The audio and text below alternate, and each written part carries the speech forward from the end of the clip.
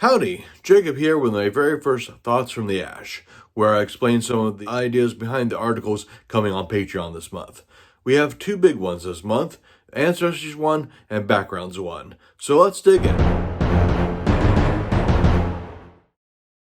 Ashen Frontiers has 4 ancestries and this covers 2 of them, so it's half of the available options, at least for now. I was planning another ancestry, but decided against it.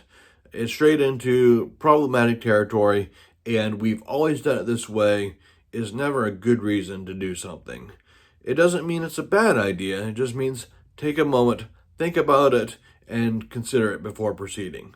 And when I did that, I decided, no, we really don't need this other ancestry, and again, 4 ancestries for right now. The 2 we are covering this month are the diminutive fey-derived Bogies and the desert-striding insectile Entomon. Bogies. These are the smallest of the ancestries of Ashen Frontiers, and legends say that they come from the Rocklands, but now they live among the humans and other ancestries. They use their smaller size and others' expectations of their amenable attitude to blend in wherever they find themselves. This means that many Bogies consider themselves essential, if unappreciated and unseen, cogs in the tyrant's great machine of rule of Ferrot, the world of Ashen Frontiers. Some Bogies use these traits to gainfully acquire that which is not theirs, others use them to surprise opponents, or work with them until the final twist of the knife. Of course, these possibilities only exist because many Bogies are capable bureaucrats and advisors. Entomon. Sole ancestors like Behemoths and Bogies have a human component to their forebears, but the Entomon are altogether different. They have more in common with the great hives and their mominos than other ancestries. They choose a caste for themselves, which imparts physiological changes like a more heavily armored carapace, additional limbs, or even wings. They don't sleep, often spending the time instead taking care of themselves to avoid parasites, fungal infections, or other dangers. Instead, they must occasionally molt, which is their only chance to fully heal themselves and possibly change their caste. Legends say that the Entomon were created by the Airas, druids of Ferrot, after the Ashfall, and their adaptation to desert environments and the deleterious effects of the ash indicate that there may be some truth to these rumors. Backgrounds 1. Each character is more than just the stats that they choose or their ancestry. A person's experiences affect them and shape how they interact with the world. Each background provides some skills for the character, a feature that they can benefit from, and a quality that they can use for an additional boost and possibly to refresh or enhance their feature. Instead of an abstract ideal or concept, a quality is a specific action that your character can take that often requires a short amount of time.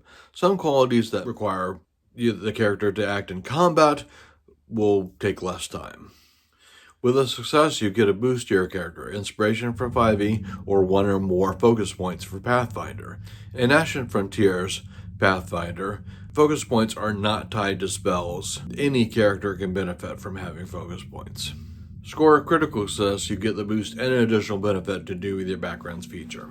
Our backgrounds this month are Arena Crowd Favorite, Changes of Earth and Sky, Reminders of the Past, and Wonder of the Waste. Each background is designed to be relevant to multiple characters. For example, a Thanator or Fenok might choose Arena Crowd Favorite, but a Khadgar or Iaris that took a chance at fame and fortune might also have this background.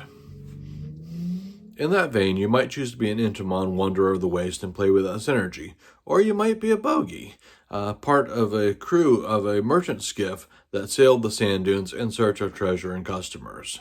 As we explore more backgrounds, ancestries, and eventually classes, you'll find new possibilities for your character in Ashen Frontiers.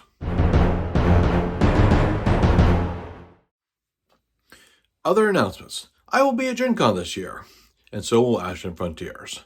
I'm running 4 sessions of the Lost Vault of Theodera at Indy later this year.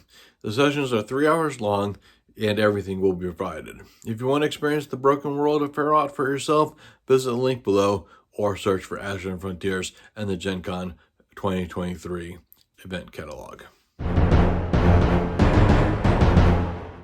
Conclusion. That's what's coming out soon on the Patreon. I couldn't do this project without your support. So do the things you know to do. Like this video, share it with others, join our Discord, sign up for the Patreon if you can, and post a question or comment below. Time for me to get back to work.